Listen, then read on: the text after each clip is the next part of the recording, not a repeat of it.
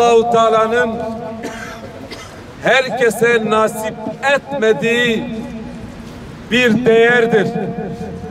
Kudüs davası şerefli bir davadır.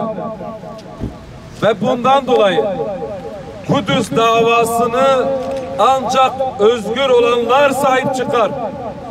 Kudüs davasına ses verenler kölelik zincirini kıranlardır. Ve bundan dolayı özgür olduğunuz için, hür olduğunuz için ve Kudüs davasına ses verdiğiniz için her şeyden önce size teşekkürlerimi sunmak istiyorum. Bu gecenin karanlığında o mazlumların yanında yer aldığınızdan dolayı Rabbim ecrinizi kat kat versin. Kıymetli kardeşlerim, 1,5 yıldan fazladır Filistin'de mazlum insanlar katlediliyor. Çocuklar katlediliyor. Siviller katlediliyor. Bu insanlar cami avlusunda katlediliyor. Kendi evlerinde katlediliyor. Ve okul bahçesinde okuyan çocuklarımız katlediliyor. Hastanede tedavi olurken katlediliyor. Ve bu Siyonist terör şebekesi hiçbir ilke, hiçbir kural, hiçbir ahlak tanımadan insanlığa karşı savaş açmıştır. Bugün insanlığa karşı soykırım işliyor ve sadece onlar bu soykırımı işlemiyor. Aynı şekilde Batı'nın desteğiyle bu soykırımı işliyor. Evet, bugün eğer biz bu soykırıma sessiz kalırsak biz de bu soykırıma ortak olacağız. Ve bundan dolayı biz bu zulme sessiz kalmayacağız. Biz bu soykırıma alışmayacağız. Biz bu çocukların katledilmesine, parçalanmasına asla ve asla alışmayacağız. Biz bu mazlumların yanında olduğumuzu her zaman, her yerde, her platformda haykıracağız. Tekbir! Allahu Ekber! Tekbir! Allahu Ekber! Tekbir! Allahu Ekber! Allahu Ekber! Muhammed Ekber! Allahu Ekber! Muhammed Ekber! Kıymetli kardeşlerim, mazlumların tam yanında ve zalimlerin de tam karşısında olduğumuzu her zaman dile getireceğiz. Çünkü biz insanlığımızı kaybetmedik. Biz vicdansız olanlardan değiliz. Biz bu soykırıma karşı asla sessiz kalmayacağız. Kıymetli kardeşlerim, evet, bu soykırımı sadece işgalci İsrail işlemiyor.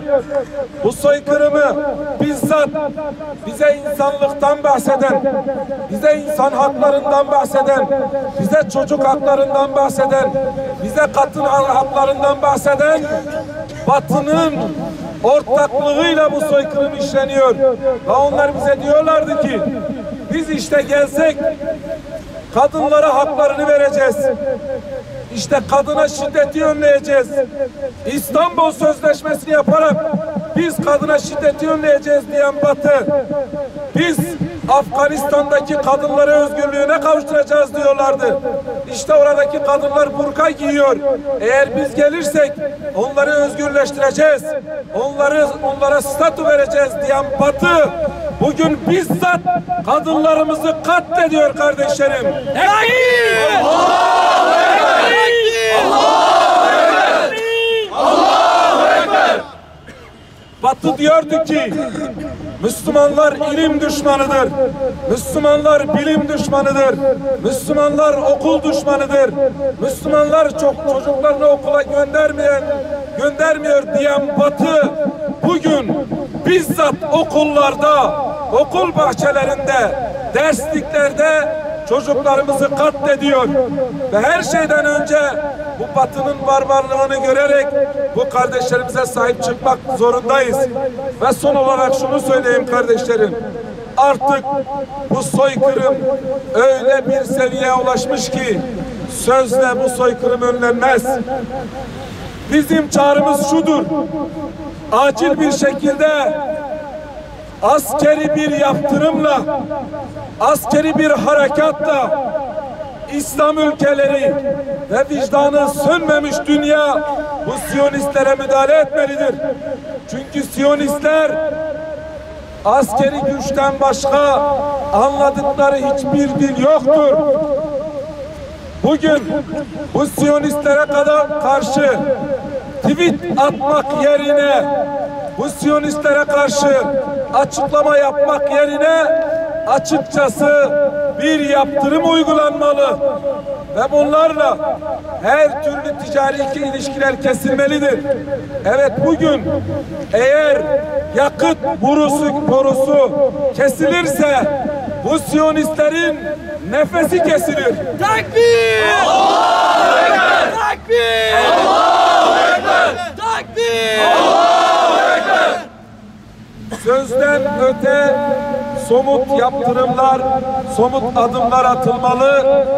Ekonomik her türlü ilişkiler, ticari ilişkiler kesilmelidir ve bu Siyonistlerin özellikle anlayacağı dilden, anlayacağı güçten konuşulmalı ve müdahale edilmeli diyorum.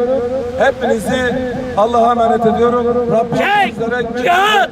Şehadet! Çek! Cihat!